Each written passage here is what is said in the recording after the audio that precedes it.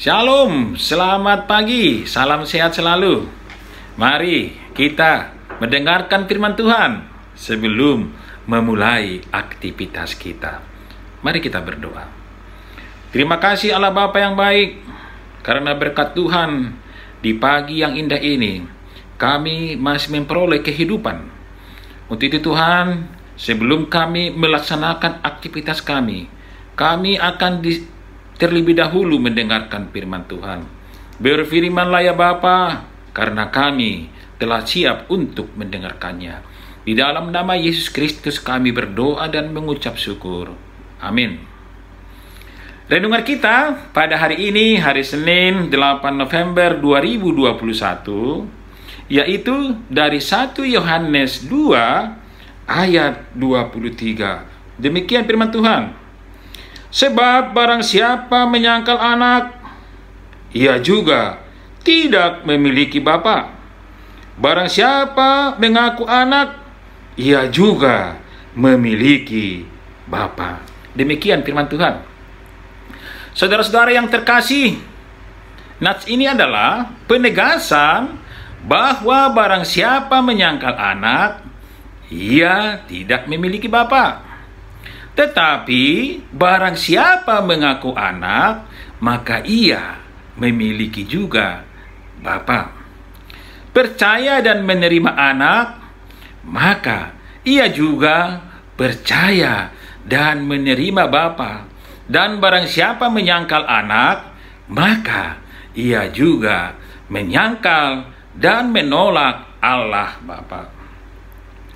Pengakuan inilah yang ditegaskan oleh Rasul Yohanes kepada jemaat saat itu, yang timbul pengajaran yang mengajarkan bahwa Yesus Kristus bukanlah anak Allah dan Dia bukanlah Mesias penyelamat.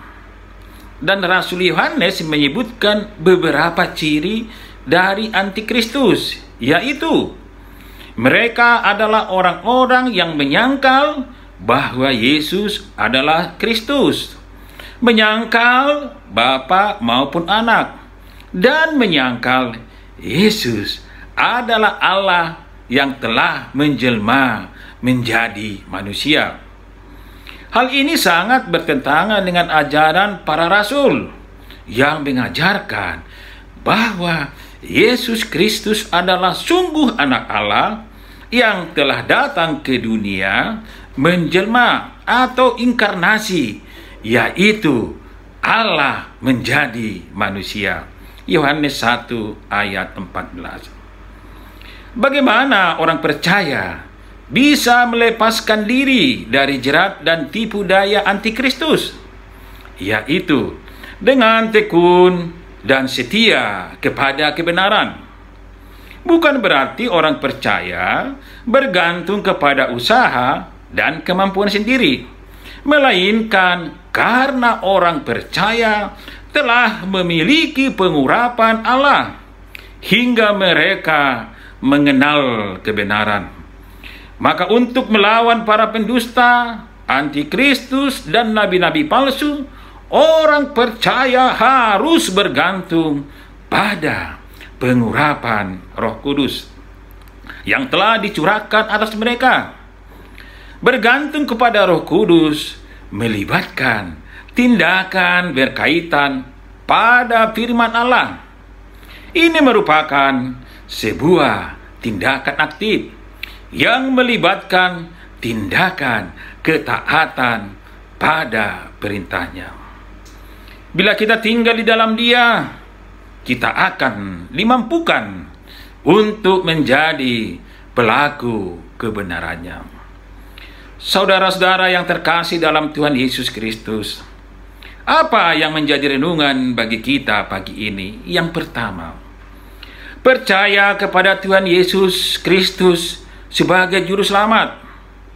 Hanya dengan cara itulah kita dapat masuk ke dalam kemuliaan yang disediakan Allah bagi anak-anaknya. Seperti yang diucapkan Yesus dalam firman-Nya, "Akulah jalan dan kebenaran dan hidup. Tidak ada seorang pun yang datang kepada Bapa kalau tidak melalui aku. Yohanes 14 ayat 6. Itu berarti hanya melalui Dia kita dapat datang dan bertemu dengan Allah Bapa di sorga. Hanya melalui Dia kita dapat masuk dalam kemuliaan yang disediakannya. Dan hanya melalui Dia kita dapat hidup kekal dan tinggal bersamanya di sorga. Karena itulah kita harus tetap percaya kepada Tuhan Yesus Kristus sebagai juru selamat kita. Yang kedua, renungan ini hendak menegaskan dan meneguhkan iman kita agar kita jangan tergoda oleh rupa-rupa ajaran yang menyimpang dan menyesatkan yang setiap saat dapat muncul dan mengancam iman kita. Hanya dengan percaya kepada Tuhan Yesus Kristus, maka kita memiliki Allah Bapa, dan Allah Bapa menjadi pemilik hidup kita. Dan hanya melalui Tuhan Yesus Kristus kita dapat sampai di sorga dan dapat bertemu dengan Allah Bapa. Tuhan Yesus memberkati. Amin. Mari kita berdoa. Terima kasih Allah Bapa yang baik. Sungguh kami dikuatkan dengan firman Tuhan pagi ini, agar kami mengaku bahwa Tuhan Yesus Kristus adalah anak Allah Bapa yang menjadi juru selamat kami. Untuk itu ya Bapa, biarlah Roh Kudus menguatkan kami untuk melawan ajaran-ajaran sesat, antikristus dan pendusta. Kami tetap setia dan mengaku Yesus Kristus adalah anak Allah Bapa dan menjadi juru selamat kami. Terima kasih Allah Bapa. Kami akan memulai aktivitas kami.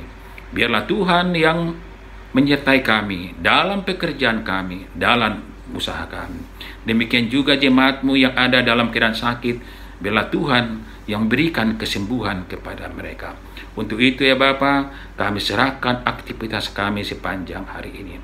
Anugerah dari Allah Bapa, kasih setia dari Tuhan Yesus Kristus, dan pertolongan Roh Kudus menyertai kita hari ini dan sampai selama-lamanya. Amin.